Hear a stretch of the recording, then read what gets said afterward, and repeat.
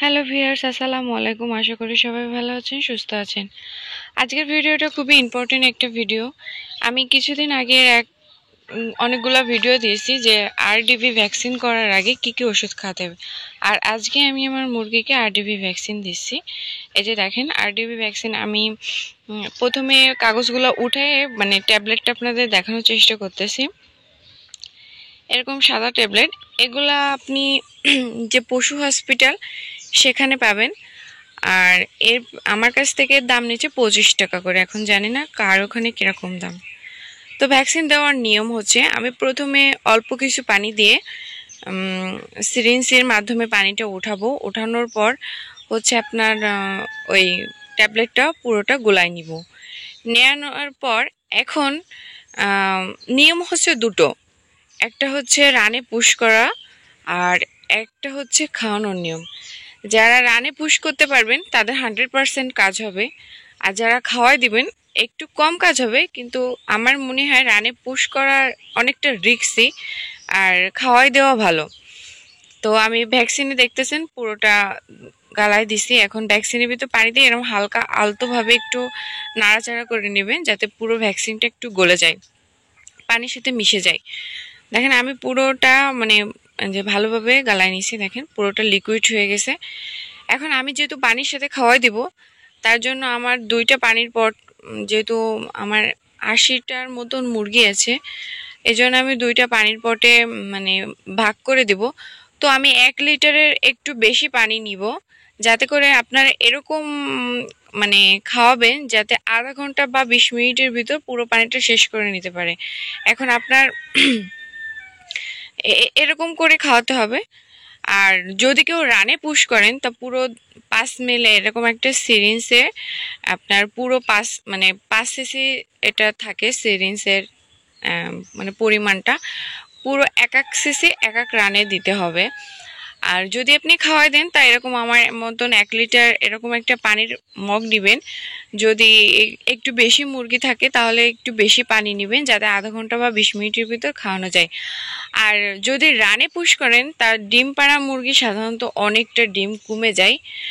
এই জন্য আমি রানে পুশ করি না, কারণ আমার ডিম কমে গেলে একটু ডিম ওঠাতে ভীষণ কষ্ট হয়। হঠাৎ করে রানিং ডিম পাড়া মুরগি যদি হঠাৎ করে ডিম কমে যায় তাহলে ডিম ওঠাতে কম হয়। যদি আমার ফার্মে মনে করেন প্রত্যেকটা ফার্মে 80%-এর মতন যদি ডিম পারে, যদি রানে পুশ করা হয় তাহলে মনে করেন 50-তে চলে আসে। এজন্য আমি রানে পুশ করি না, হচ্ছে আমি খাওয়াই দিই। আর এই ভ্যাকসিনের দেওয়ার নিয়ম হচ্ছে প্রতি 3 মাস অন্তর অন্তর ভ্যাকসিনটা দিতে হয়। আর ভ্যাকসিন দেওয়ার আগে আমি এর আগের ভিডিওতে দেখাইছি যে কি কি ওষুধ খাওয়াতে হবে কোন নিয়মে, সব কিন্তু দেখাই দিছি। আর অনেকে কিন্তু এই রানে পুশ করতে গেলে এই আপনার সিরিঞ্জের দ্বারা আপনার হাড়ে লেগে যায়। এই হাড়ে লাগার পরে কিন্তু মুরগিগুলা পা খোড়া হয়ে যায়, প্যারালাইসিস হয়ে যায়, ঠিক হতে চায় না। ঠিক হয়, অনেক মুরগি ঠিক হয়, আবার অনেকটা ঠিক হয় না। এজন্য আমরা খাওয়াই দিই। আর খাওয়াই দিয়ে একটা সুবিধা, কারণ যদিও বা অনেক ধরেন আপনার অনেকের ফার্ম আছে না, দিন 300-400 মুরগি থাকে, সব মুরগি ধরে একসঙ্গে রানে পুশ করাটা সম্ভব না। আর রানে যদি পুশ করেন এই পুরো যে ভ্যাকসিনের যে ওষুধগুলা দেখেছেন, এটা আপনার 100 ml পানির ভিতর গোলাতে হবে।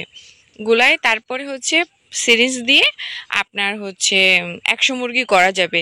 যদি এক এক সিসি করা যাবে, এই জন্য এক এক সিসির জন্য আপনার পুরো মানে 5 সিসি 5টা মুরগিতে হবে। এইভাবে হিসাব করে 100 মুরগির জন্য 100 ml মানে পানি দিয়ে আছে আপনার গোলাইতে হবে ভ্যাকসিন। এরপর 100 মুরগি করা হয়ে গেলে পরে আবার নেক্সটে আবার একটা ওষুধগুলো আবার 100 ml করে এভাবে দিতে হবে। অবশ্যই ভালোভাবে আপনারা জেনে বুঝে তারপরে ভ্যাকসিন দিবেন, কারণ এই ভ্যাকসিনটা খুবই ইম্পর্টেন্ট একটা ভ্যাকসিন। যদি এগুলা ভালোভাবে না দেওয়া হয়, মানে ঠিক টাইমলি ভাবে না দেওয়া হয়, তাহলে মুরগিগুলো খুবই অসুস্থ হয়ে যায়। দেখেন অলরেডি আমার মুরগিগুলারে খাচ্ছি। আর এই ভ্যাকসিন দেওয়াতে একটু কিন্তু ডিম কমে, এতে ভয়ের কিছু নেই, পরবর্তীতে আবার ঠিক হয়ে যায়।